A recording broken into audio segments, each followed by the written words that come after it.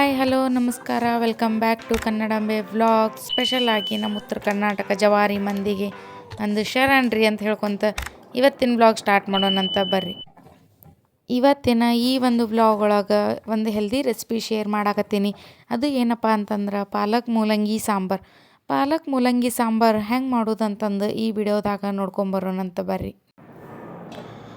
ಒಲೆ ಮೇಲೆ ಒಂದು ಪಾತ್ರೆನ ಕಾಯಕ್ಕೆ ಇಡ್ರಿ. ಇದಕ್ಕೆ ಒಂಚೂರು ಎಣ್ಣೆ ಹಾಕ್ರಿ. ಆಮೇಲೆ ಒಂದಿಷ್ಟು ಜೀರಿಗೆ ಹಾಕಬೇಕು. ಜೀರಿಗೆ ಚಟಪಟ ಅಂತ ಸಿಡಿವರೆಗೂ ಅದನ್ನು ಫ್ರೈ ಮಾಡಬೇಕು, ಇಲ್ಲಾಂದ್ರೆ ಜೀರಿಗೆ ಕಹಿ ಆಗಕ್ಕೆ ಸ್ಟಾರ್ಟ್ ಆಗುತ್ತೆ. ಜೀರಿಗೆ ಚಟಪಟ ಅಂದಮೇಲೆ ಇದಕ್ಕೆ ಜಜ್ಜಿಟ್ಕೊಂಡಿರೋ ಒಂದು 8ರಿಂದ 10 ಹೆಸರಷ್ಟು ಬೆಳ್ಳುಳ್ಳಿ ಹಾಕಬೇಕು. ಬೆಳ್ಳುಳ್ಳಿ ಜೀರಿಗೆ ಎಲ್ಲ ಕರ್ದಿಂದ ಇದಕ್ಕೆ ಒಂದಿಷ್ಟು ಅಲ್ಲನ ನಾನು ಮೊದಲೇ ಅರ್ದಿಟ್ಕೊಂಡಿದ್ದೆ, ಅದನ್ನು ಅಲ್ಲ ಹಾಕಾಕತ್ತೀನಿ. ಇವೆಲ್ಲ ಹಸಿ ವಾಸನೆ ಹೋಗೋವರೆಗೂ ಫ್ರೈ ಆಗಬೇಕು. ಇದೆಲ್ಲ ಐಟಮ್ ಫ್ರೈ ಆದಮೇಲೆ ಇದಕ್ಕೆ ಹೆಚ್ಚಿಟ್ಕೊಂಡಿರುವಂಥ ಪಾಲಕ್ ಹಾಕಾಕತ್ತೀನಿ. ಪಾಲಕ್ ಎಣ್ಣೆ ಒಳಗೆ ಚೆನ್ನಾಗಿ ಫ್ರೈ ಆಗಬೇಕು, ಅಂದ್ರೆ ಅದು ಹಸಿ ವಾಸನೆ ಹೋಗಬೇಕು, ಅಲ್ಲಿವರೆಗೂ ಫ್ರೈ ಆಗಬೇಕು. ಒಂದು 50% ಅಷ್ಟು ಪಾಲಕ್ ಫ್ರೈ ಆದ ನಂತರ ಇದಕ್ಕೆ ಹೆಚ್ಚಿಟ್ಕೊಂಡಿರೋ ಮೂಲಂಗಿನ ಸೇರ್ಸಾಕತ್ತೀನಿ. ನಾನು ಒಂದು 3 ಮೂಲಂಗಿನ ಹೆಚ್ಚಿಟ್ಕೊಂಡಿದ್ದೆ. 3 ಮೂಲಂಗಿ ಹೆಚ್ಚಿ ಸೇರಿಸ್ಕೊಂಡು ಅದನ್ನು 2 ಚೆನ್ನಾಗಿ ಫ್ರೈ ಆಗೋವರೆಗೂ ಬಿಡಬೇಕು. ಈಗ ಒಂದು ಪ್ಲೇಟ್ ಮುಚ್ಚಿಬಿಟ್ರೆ ಹಬೆ ಒಳಗೆ ಚೆನ್ನಾಗಿ ಫ್ರೈ ಆಗುತ್ತೆ. ಈಗ ನೀವು ನೋಡಾಕತ್ತಿರಲ್ಲ, ಪಾಲಕ್ ಮತ್ತು ಮೂಲಂಗಿ ಕರೆಕ್ಟಾಗಿ ಬೆಂದೈತಿ. ಇದಕ್ಕೆ ನಾವೇನು ಮಾಡಬೇಕಪ್ಪ ಅಂತಂದ್ರೆ, ನಾನು ಮೊದಲು ತೊಗರಿಬೇಳೆ 1 ಕಪ್ ತೊಗರಿಬೇಳೆಗೆ 1 ಟೊಮೆಟೊ ಹಾಕಿ ಕುದಿಸಿಟ್ಕೊಂಡಿದ್ದೆ. ಆ ಮಿಶ್ರಣನ ಇದಕ್ಕೆ ಸೇರ್ಸಾಕತ್ತೀನಿ. ಆಮೇಲೆ ನೀವು ಒಂದಿಷ್ಟು ಪ್ರಮಾಣದ ನೀರನ್ನು ಇದಕ್ಕೆ ಸೇರಿಸ್ಬೇಕಾಗುತ್ತೆ.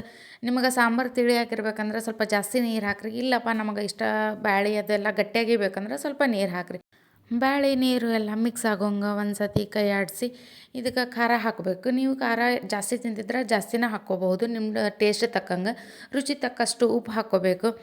ಆಮೇಲೆ ಒಂದು ಚಿಟಿಕೆ ಅಷ್ಟು ಅರಿಶಿನ ಸೇರಿಸ್ಕೊಂಡು ಎಲ್ಲನೂ ಒಂದು ಸಲ ಕೈ ಆಡಿಸ್ರಿ.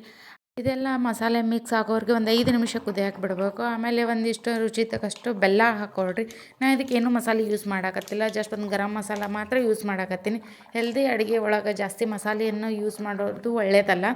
ಹಾಗಾಗಿ ಮಸಾಲೆ ಹಾಕಿ ಒಂದು 5 ನಿಮಿಷ ಕುದಿಸ್ಬೇಕು. ಇದು ಸಾಂಬಾರೆಲ್ಲ ಚೆಂದಾಗ ಕುದ್ದ ನಂತರ ಇದಕ್ಕೆ ಒಂದಿಷ್ಟು ಮೇಲೆ ಕೊತ್ತಂಬರಿ ಉದುರಿಸ್ಬಿಟ್ರೆ ಆಯ್ತು ನೋಡಿರಿ. ಇವತ್ತಿನ ನಮ್ಮ ಹೆಲ್ದಿ ರೆಸಿಪಿ ಮೂಲಂಗಿ ಪಾಲಕ್ ಸಾಂಬಾರು. ಇದು ಒಂದು ರೆಸಿಪಿ ಮಾಡಿದ್ರೆ ಸಾಕು, ಚಪಾತಿ ಮತ್ತು ಅನ್ನದ ಜೊತೆ ತಿನ್ನೋಕೆ ರೆಡಿ ಆಗುತ್ತೆ. ಆಯ್ತು ನೋಡಿರಿ, ನಮ್ದು ಇವತ್ತು ಮಧ್ಯಾಹ್ನದ ಊಟದ ರೆಸಿಪಿ ಮೂಲಂಗಿ ಪಾಲಕ್ ಸಾಂಬಾರು. ನೀವು ಟ್ರೈ ಮಾಡಿರಿ, ಹೆಂಗಾಗೈತಿ ಅಂತ ನನಗೆ ಕಮೆಂಟ್ ಮಾಡಿ ನೋಡಿರಿ. ಎಷ್ಟು ಮಸ್ತ್ ಕಾಣಿಸಕತ್ತೈತಿ. ಮತ್ತು ನಮ್ಮ ಮೂಲಂಗಿ ಮತ್ತು ಪಾಲಕ್ದು ಏನೇನು ಬೆನಿಫಿಟ್ಸ್ ಅದಾವಪ್ಪ ಅಂತಂದ್ರೆ ನಾನು ಲಾಸ್ಟಲ್ಲಿ ಹೇಳೀನಿ. ವಿಡಿಯೋ ಸ್ಕಿಪ್ ಮಾಡಲಾರ್ದ ನೋಡಿರಿ. ಬರ್ರಿ ಊಟ ಮಾಡೋಣಂತ. ರೊಟ್ಟಿ ಮಾಡೋಕೆ ನಮ್ಮ ಹತ್ರ ಜೋಳದ ಹಿಟ್ಟು ಖಾಲಿಯಾಗಿತ್ತು. ನಾವು ಊರು ಬಿಟ್ಟು ದೂರ ಇರೋದ್ರಿಂದ ಏನೂ ಮಾಡೋಕ್ಕಾಗಂಗಿಲ್ಲ. ಚಪಾತಿ ಜೊತೆ ಮೂಲಂಗಿ ಸಾಂಬಾರು, ಶೇಂಗಾ ಚಟ್ನಿ, ಮೂಲಂಗಿ ವಾವ್. ನಮ್ಮ ದಿನನಿತ್ಯದ ಊಟದೊಳಗೆ ಮೂಲಂಗಿ ಮತ್ತು ಪಾಲಕ್ ಸೇವಿಸೋದ್ರಿಂದ ಏನೇನೆಲ್ಲ ಆರೋಗ್ಯಕ್ಕೆ ಪ್ರಯೋಜನಗಳದಾವಂತಂದು ಈಗ ನೋಡ್ಕೊಂಬರೋಣಂತ. ಪಾಲಕ್ ಸೊಪ್ಪು ತಿನ್ನೋದ್ರಿಂದ ಏನೇನು ಆರೋಗ್ಯಕ್ಕೆ ಪ್ರಯೋಜನಗಳು ಅದಾವಪ್ಪ ಅಂತಂದ್ರೆ, ರಕ್ತದ ಕೊರತೆ ನಿವಾರಣೆ ಆಗ್ತೈತಿ, ಮತ್ತು ರೋಗ ನಿರೋಧಕ ಶಕ್ತಿ ಹೆಚ್ಚಿರುತ್ತೆ. ವಿಟಮಿನ್ ಎ ಮತ್ತು ಸಿ ಪಾಲಕ್ ಒಳಗೆ ಹೆಚ್ಚಿನ ಪ್ರಮಾಣದೊಳಗೆ ಇರ್ತೈತಿ. ಮತ್ತು ಹೃದಯಕ್ಕೆ ಭಾಳ ಆರೋಗ್ಯಕರವಾಗಿದ್ದು ಪಾಲಕ್. ರಕ್ತ ಸಂಚಾರ ಮಾಡೋಕೆ ಹೆಲ್ಪ್ ಆಗ್ತೈತಿ, ಹೃದಯ ಕಾಯಿಲೆನೂ ತಡೆಗಟ್ತೈತಿ. ಆಮೇಲೆ ಸಕ್ಕರೆ ಕಾಯಿಲೆ ಇದ್ರೆ ಅವ್ರಿಗೂ ಇದು ಕಂಟ್ರೋಲಿಗೆ ಬರ್ತೈತಿ ರೀ. ಯಾಕಂದ್ರೆ ನಾರಿನಾಂಶ ಜಾಸ್ತಿ ಇರೋದ್ರಿಂದ ಸಕ್ಕರೆ ಅಂಶ ನಿಯಂತ್ರಣ ಮಾಡ್ತೈತಿ, ಮತ್ತು ಮೂಳೆಗಳ ಆರೋಗ್ಯ ಜಾಸ್ತಿ ಆಗ್ತೈತಿ. ಪಾಲಕ್ ಒಳಗೆ ಕ್ಯಾಲ್ಸಿಯಂ ಮತ್ತು ವಿಟಮಿನ್ ಕೆ ಜಾಸ್ತಿ ಇರ್ತೈತಿ. ಅದು ಮೂಳೆಗಳನ್ನು ಗಟ್ಟಿ ಮಾಡೋಕೆ ಹೆಲ್ಪ್ ಮಾಡ್ತೈತಿ. ಮತ್ತು ವಿಟಮಿನ್ ಎ ಮತ್ತು ಸಿ ಇರೋದ್ರಿಂದ ನಮ್ಮ ಚರ್ಮದ ಕಾಂತಿನೂ ಕೂಡ ಹೆಚ್ಚಿಸುತ್ತೆ. ಸುಕ್ಕುಗಳನ್ನೆಲ್ಲ ತಡೆಗಟ್ತೈತಿ, ಕೂದಲು ಬೆಳೆಯೋಕೆ ಸಹಾಯ ಆಗ್ತೈತಿ. ಗರ್ಭಿಣಿಯರಿಗೆ ಮಗುವಿನ ಪೋಷಣೆಗಂತೂ ಹೆಲ್ಪ್ ಆಗ್ತೈತಿ. ಬಾಣಂತಿಯರು ಇದನ್ನು ತಿನ್ನೋದ್ರಿಂದ ಹಾಲಿನ ಉತ್ಪನ್ನ ಜಾಸ್ತಿ ಆಗ್ತೈತಿ.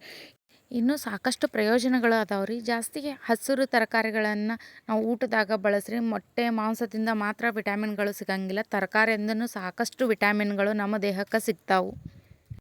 ಈಗ ಮೂಲಂಗಿ ಒಳಗೆ ಏನೇನು ಅಂಶಗಳು ಅದಾವೆ ಅಂತಂದು ನೋಡ್ಕೊಂಬರೋಣ ಅಂತ ಬರ್ರಿ. ಮೂಲಂಗಿ ಒಳಗೂ ರೋಗ ನಿರೋಧಕ ಶಕ್ತಿ ಐತ್ರಿ. ಯಾಕಂದ್ರೆ ವಿಟಮಿನ್ ಸಿ ಜಾಸ್ತಿ ಇರೋದ್ರಿಂದ ನಾವು ಕೆಮ್ಮು ಶೀತ ಅದು ಏನೇ ಇದ್ರೂ ಕಡಿಮೆ ಆಗ್ತೈತಿ. ಜೀರ್ಣಕ್ರಿಯೆ ಆರಾಮಾಗಿ ಆಗ್ತೈತಿ. ಯಾರಿಗೆ ಪಚನ ಶಕ್ತಿ ಕಡಿಮೆ ಇರ್ತೈತಿ, ಆಮೇಲೆ ಮಲಬದ್ಧತೆ ಸಮಸ್ಯೆ ಇರ್ತೈತಿ, ಅವರಿಗೆಲ್ಲ ಇದು ರಾಮಬಾಣನ ಅಂತ ಹೇಳ್ಬೋದು. ಮತ್ತು ಯಾರಿಗೆ ತೂಕ ಜಾಸ್ತಿ ಐತೆ ಅನ್ಸಾತೈತಿ ಅವ್ರು ದಿನನಿತ್ಯ ನಾವು ಮೂಲಂಗಿ ಬಳಸ್ಕೊತ ಹೋಗ್ರಿ. ಯಾಕಂದ್ರೆ ಅದ್ರೊಳಗೆ ನಾರಿನಂಶ ಜಾಸ್ತಿ ಇದ್ದು ಡೈಜೆಷನ್ ಸಮಸ್ಯೆ ಇರೋಂಗಿಲ್ಲ. ಹಾಗಾಗಿ ತೂಕ ಇಳಿಸ್ಕೊಳ್ಳೋಕ್ಕೂ ಸಹಾಯ ಆಗ್ತೈತಿ. ಮತ್ತು ಲಿವರನ್ನು ಸ್ವಚ್ಛ ಮಾಡೋದ್ರಾಗ ಸಹಾಯ ಮಾಡ್ತೈತಿ ರೀ. ಮತ್ತು ಕಣ್ಣು ಮತ್ತು ಚರ್ಮದ ಆರೋಗ್ಯಕ್ಕೂ ಕೂಡ ಮೂಲಂಗಿ ಇಂಪಾರ್ಟೆಂಟ್ ಆಗ್ತೈತಿ. ಹೃದಯ ಸಂಬಂಧಿ ಕಾಯಿಲೆಗಳಿದ್ರೂ ಅವು ಕಡಿಮೆ ಆಗ್ತಾವೆ. ಮತ್ತು ಕಿಡ್ನಿ ಒಳಗಿನ ಕಲ್ಲು ಎಲ್ಲ ಕರಗಿಸೋಕ್ಕೂ ಇದು ಮೂಲಂಗಿ ಸಹಾಯ ಆಗ್ತೈತಿ. ಮತ್ತು ಕ್ಯಾನ್ಸರ್ ನಿರೋಧಕ ಅಂತಲೇ ಹೇಳ್ಬೋದು. ರಕ್ತದೊಳಗಿನ ಸಕ್ಕರೆ ಮಟ್ಟವನ್ನು ಕಡಿಮೆ ಮಾಡೋಕ್ಕೂ ಇದು ಮೂಲಂಗಿ ಸಹಾಯಕ ಆಗ್ತೈತಿ.